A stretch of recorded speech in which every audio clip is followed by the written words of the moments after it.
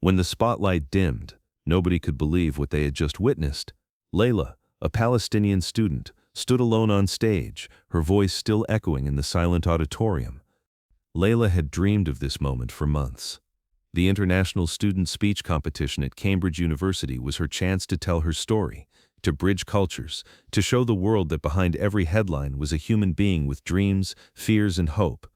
"My name is Layla Mansour, and I come from Gaza," she had begun confidently, her hijab perfectly pinned, her speech meticulously prepared. The audience of 500 students and professors had listened intently as she spoke about education, resilience, and the power of dreams despite adversity. But then something shifted in the room. Wait, you haven't seen the shocking part yet. It started with whispers from the back rows, a few scattered boos. Then someone shouted, "Terrorist sympathizer." The words cut through the air like shards of glass. Layla's hands trembled as she gripped the podium, but she continued speaking, her voice growing stronger with each word about peace and understanding. Professor Williams, the competition organizer, stepped forward, but the damage was already spreading through the crowd like wildfire. Students were standing up, some in support, others in protest. The carefully orchestrated academic event was dissolving into chaos. "Please, let me finish," Layla said into the microphone, her accent suddenly feeling heavier, more pronounced than ever before. She had practiced this speech 100 times in her tiny dormitory room, rehearsing each gesture, each pause, each emphasis. But what happened next changed everything she thought she knew about her new home. In the third row, a group of students wearing matching university sweaters began chanting something she couldn't quite make out. Their faces were twisted with an anger that seemed disproportionate to anything she had said. She had talked about her grandmother's olive trees, her brother's dreams of becoming a doctor, the scholarship that had brought her to England. Nothing political. Nothing controversial, just human stories. The security guards were moving toward the stage now, their expressions unreadable. Layla's heart raced as she realized they weren't coming to protect her from the increasingly hostile crowd, they were coming for her. "Miss, we need you to step down," one of them said quietly, his hand already reaching for her arm. "But I haven't finished my speech," she whispered, her voice cracking for the first time that evening. The next few seconds would haunt her for months. As the security guard escorted her off stage, Layla caught sight of her roommate Sarah in the front row. Sarah's face was pale, her eyes wide with shock. They had been friends for 6 months, studying together, sharing late-night conversations about everything from quantum physics to their favorite Netflix shows. But now Sarah was looking at her differently, like she was seeing Layla, really seeing her, for the first time. The backstage area was dimly lit and eerily quiet compared to the chaos they had just left behind. Layla could hear the competition continuing without her, the next speaker taking the stage as if nothing had happened. "There's been a complaint," the security supervisor explained, avoiding eye contact. "Multiple complaints, actually, about the nature of your speech content." "Nature of my content?" Layla's voice rose in disbelief. "I talked about education and hope. What could possibly be offensive about that?" But she was about to discover the real reason behind the chaos. Dr. Hassan, her faculty advisor, appeared in the backstage area, his face grave. He was one of the few Arab professors at the university, originally from Lebanon, and had been her mentor since she arrived in Cambridge. "Layla," he said softly, "we need to talk." The competition organizers had received an anonymous email 2 hours before her speech. The email contained what appeared to be social media screenshots, allegedly from Layla's accounts, showing posts supporting terrorist organizations and calling for the destruction of Israel. The problem was, Layla had never posted anything like that. She barely used social media, preferring to focus on her studies in molecular biology. Her Instagram account contained mostly photos of the Cambridge campus, her study notes, and occasional pictures of the Palestinian food her mother had taught her to make. "This is impossible," she said, her hands shaking as she looked at the fabricated screenshots on Dr. Hassan's phone. "These aren't my posts. This isn't even my writing style." The investigation that followed revealed something that shocked everyone. Detective Inspector Collins from the Cambridge Police Cybercrimes Unit was surprisingly thorough. Within 48 hours they had traced the fabricated social media posts to a sophisticated operation using AI-generated content and deepfake technology. The perpetrators weren't random internet trolls. They were part of an organized group that had been systematically targeting Muslim and Arab students across British universities, creating fake evidence to justify harassment and exclusion. Layla wasn't their first victim. She wasn't even their 10th. The good news, D.I. Collins explained in the university's administration office, is that we can prove these posts are fabricated. The metadata doesn't match, the linguistic patterns are inconsistent with your actual writing, and we've identified the software used to create them. The bad news, Layla asked, though she dreaded the answer. The damage to your reputation has already been done, and this group, they're very good at what they do. But Layla's response surprised everyone, including herself. Instead of retreating, instead of accepting the university's quiet offer to transfer her to another institution for her own safety, Layla made a decision that would transform her from victim to advocate. She decided to fight back. "I want to press charges," she announced in the meeting with university officials, her voice steady despite the magnitude of what she was facing. "And I want to finish my speech." Professor Williams looked uncomfortable. "Miss Mansour, given the current climate, perhaps it would be better to let this settle down quietly." "No," Layla interrupted, surprising herself with her firmness. "Quietly is how this continues to happen. Quietly is how they win." Dr. Hassan leaned forward. "Layla, you need to understand the risks. This group, they don't stop at fabricated social media posts. Students have been physically threatened, had their visas challenged, their academic records tampered with." The phone call that came that night changed everything again. At 11:47 p.m., Layla's phone rang.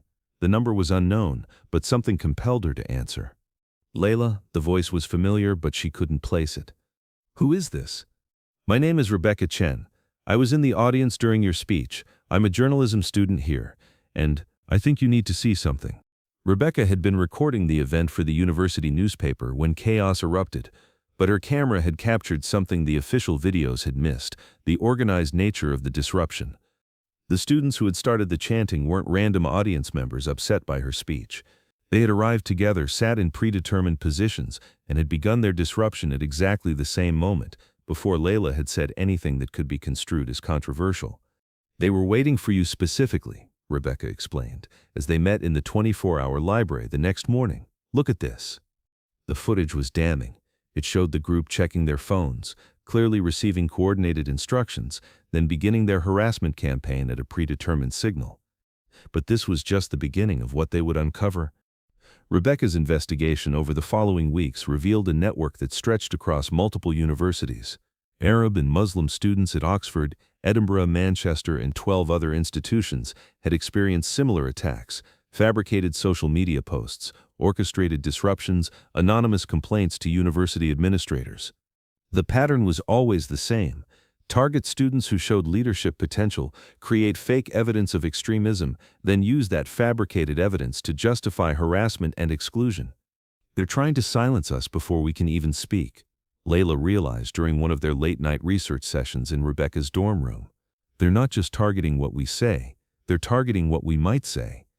The breakthrough came when Rebecca managed to trace several of the fake social media accounts to a private company called Campus Security Solutions, an organization that claimed to help universities identify potential security threats among their international student populations. The discovery they made next was absolutely shocking. Campus Security Solutions wasn't just creating fake evidence against Muslim and Arab students, they were being paid by anonymous donors to do so. The company's leaked internal documents, obtained through a source Rebecca refused to name, showed payments totaling over £2 million from shell companies linked to far-right organizations. The operation was systematic and international. Similar companies were operating in the United States, Canada, Australia, and across Europe, all with the same goal: to make Muslim and Arab students feel unwelcome and unsafe in higher education. "We're not just fighting racism," Layla said as she read through the documents spread across Rebecca's desk. "We're fighting a coordinated campaign designed to drive us out of academia entirely." But the most shocking discovery was still to come. Among the leaked documents was a target list. Layla's name was on it, marked as high priority because of her academic achievements and her potential for influence among Arab communities. She wasn't chosen randomly. She was specifically selected for destruction. The moment she read her name on that list, everything clicked into place. The anonymous email about her fabricated social media posts had been sent exactly 2 hours before her speech, not because someone had suddenly discovered her alleged extremist views, but because it had been planned months in advance. Her roommate Sarah's strange behavior over the past weeks suddenly made sense too. Sarah had been asking subtle questions about Layla's family, her political views, her future plans, questions that had seemed like normal friendship curiosity at the time. "I need to call Sarah," Layla said, reaching for her phone. "Wait," Rebecca grabbed her arm. "What if she's part of this?" The thought had occurred to Layla, but she had pushed it away. Sarah had been her closest friend at Cambridge, the person who had helped her navigate British culture, who had invited her home for Christmas, who had stayed up all night helping her prepare for exams. But as she thought back over their friendship, red flags began to emerge. Sarah always seemed to know exactly what questions to ask to get Layla talking about sensitive topics. She had been unusually interested in Layla's social media accounts. She had even offered to help Layla build her online presence to connect with other Palestinian students. The confrontation that followed revealed the depth of the betrayal. Layla found Sarah in their shared dormitory room, packing her belongings into boxes. "Going somewhere?" Layla asked, her voice carefully neutral. Sarah froze, a sweater halfway into a suitcase. "Oh, hi, Layla. My parents want me to come home for a bit, after everything that happened." "Everything that happened," Layla repeated slowly. "You mean the fabricated evidence that was used to destroy my reputation?" Sarah's face went pale. "I don't know what you mean." "Really? Because I have some documents here that suggest otherwise."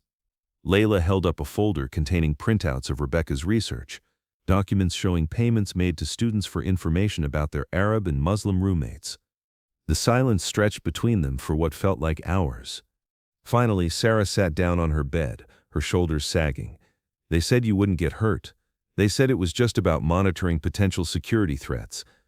"Security threats?" Layla's voice cracked with the weight of betrayal. "Sarah, I'm a molecular biology student. I spend my days looking at protein structures under a microscope. What possible security threat could I be?"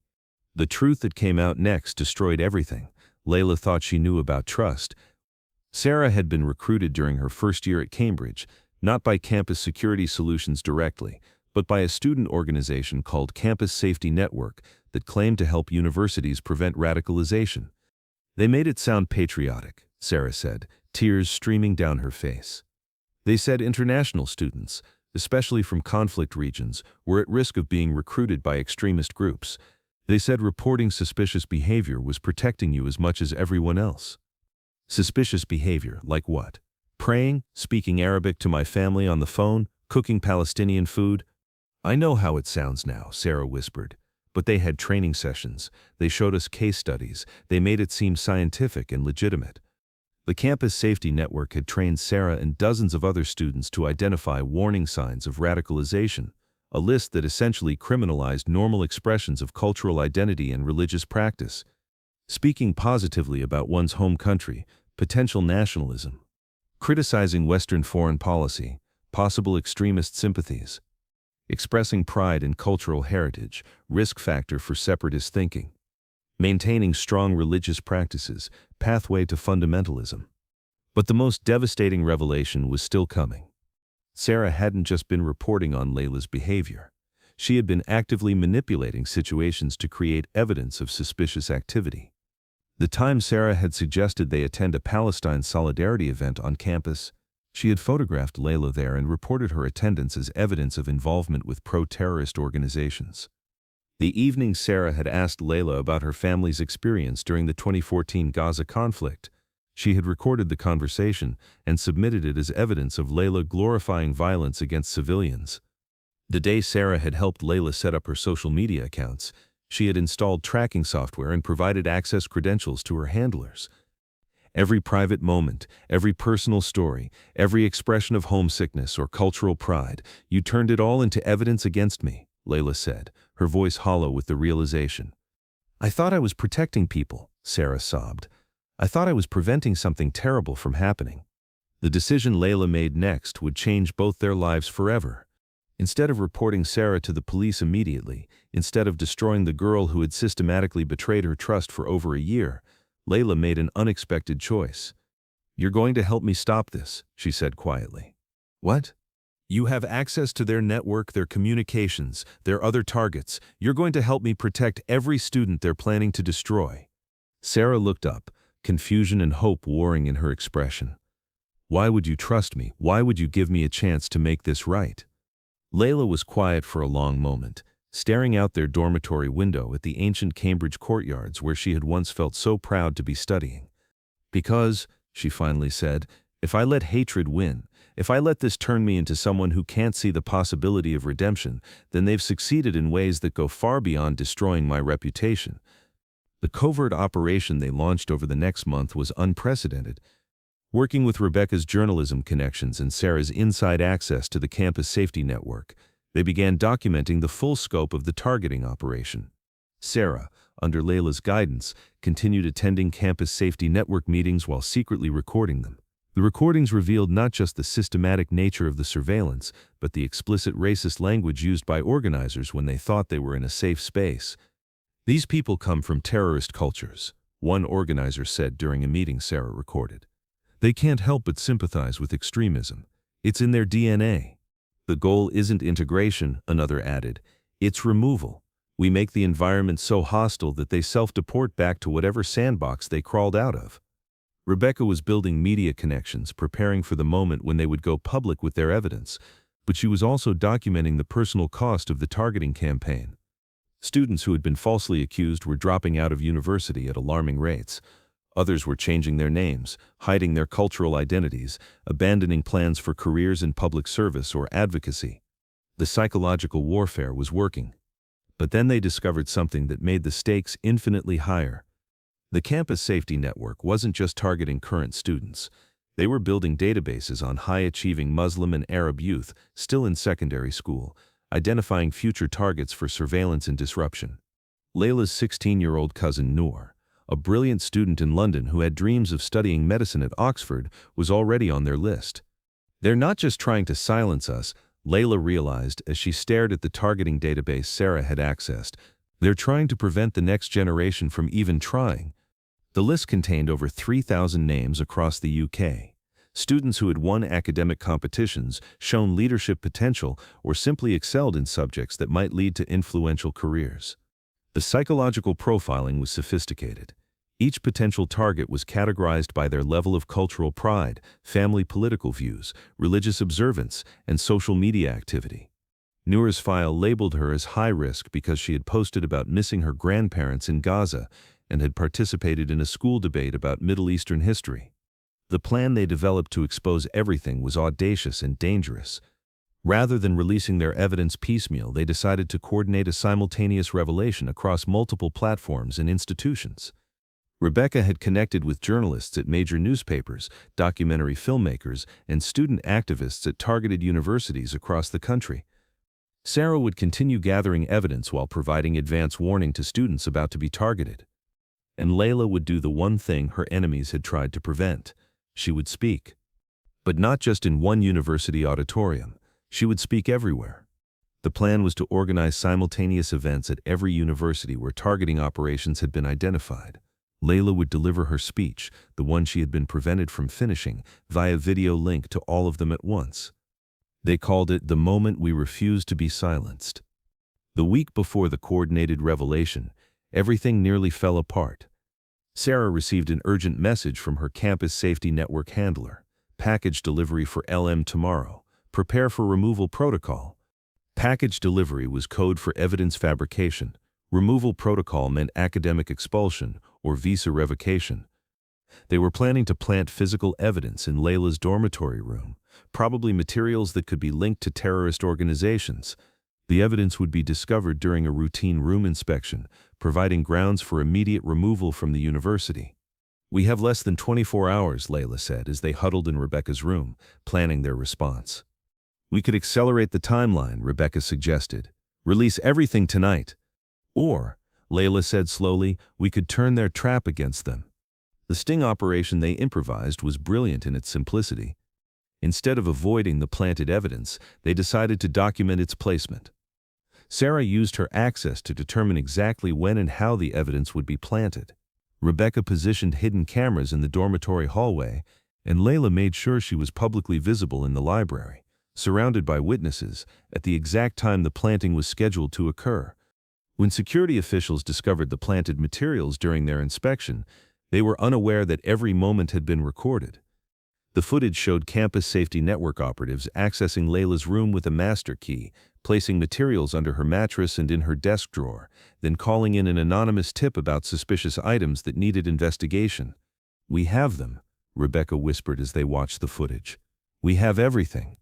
The coordinated revelation that followed changed everything. On November 15th at exactly 7 p.m. GMT, students at 17 British universities gathered in their largest auditoriums. Layla appeared on screen from Cambridge, standing at the same podium where she had been silenced weeks earlier. "My name is Layla Mansour," she began, her voice carrying across dozens of campuses simultaneously. "I come from Gaza and I refuse to be silenced." But this time she wasn't just telling her personal story. She was exposing the systematic campaign that had targeted hundreds of students like her. As she spoke, Rebecca's investigation was being published simultaneously by The Guardian, BBC News, and student newspapers across the country. Sarah, her face digitally obscured to protect her identity, was being interviewed on Channel 4 News about her recruitment and the campus safety network's operations. The evidence they had gathered, recordings, documents, photographs, and video footage of evidence planting, was being released online in real time. The immediate aftermath was more explosive than they had imagined. Within hours, "Refuse to be silenced" was trending across social media platforms. Students who had been targeted began sharing their stories, creating a cascade of revelation that extended far beyond what Layla, Rebecca, and Sarah had documented. The pattern was international. Similar targeting operations were exposed in the United States, Canada, Australia, and across Europe. University administrators who had been complicit in the targeting faced immediate calls for resignation. Police opened criminal investigations into the fabrication of evidence and harassment campaigns.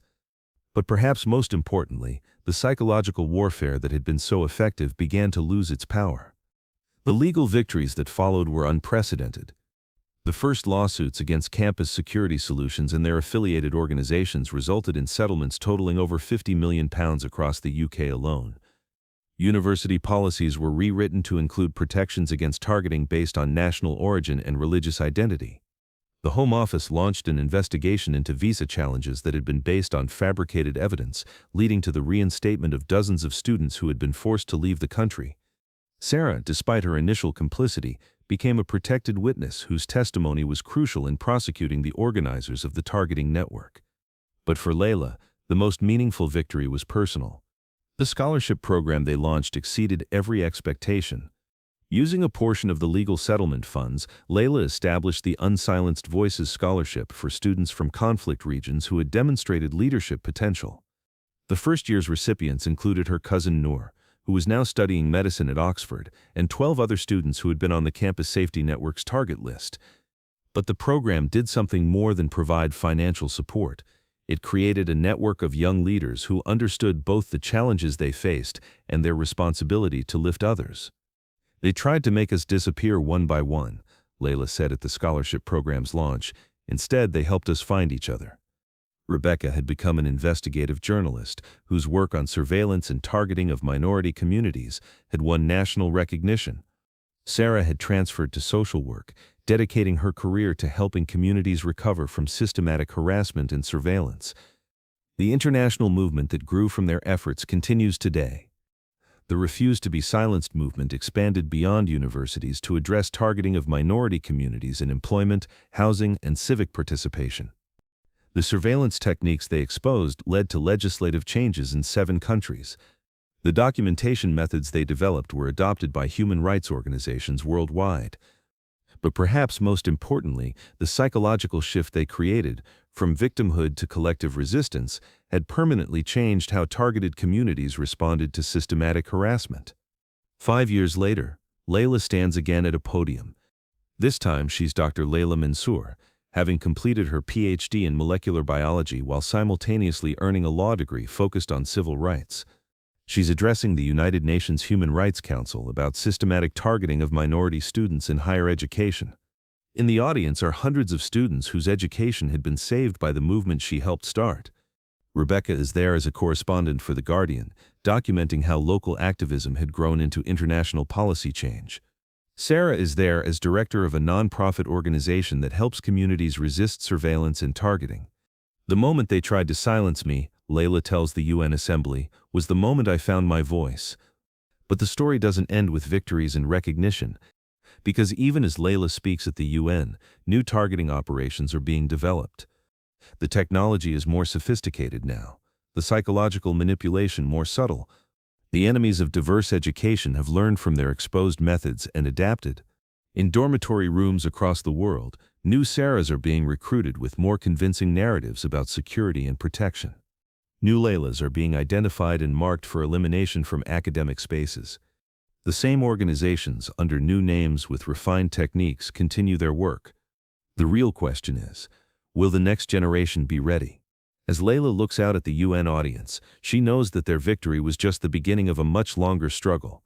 The systematic targeting of minority voices in academia continues, but it now faces organized resistance. Students arrive at university already educated about targeting techniques and prepared with support networks. The isolation and gaslighting that had been so effective against previous generations now encounters communities trained in collective response. But vigilance can never be relaxed. Because the moment we stop paying attention, the moment we assume the battle is won, is the moment they succeed in silencing the voices that most need to be heard. Layla steps down from the podium to sustained applause, but her mind is already on tomorrow's challenges. Tonight she'll be video calling students at universities across 3 continents, helping them recognize targeting operations and organize resistance. Tomorrow she'll be in court, testifying in a case that could shut down another surveillance network. Next week, she'll be launching an early warning system that will help identify targeting operations before they can destroy lives. The fight for the right to speak, to study, to exist without fear in academic spaces continues. And as long as voices like Layla's refuse to be silenced, there is hope that universities can become what they claim to be, spaces where all students can pursue knowledge, express ideas, and prepare to make their contributions to humanity's shared future. The spotlight never dimmed again. Her voice still echoes in auditoriums around the world.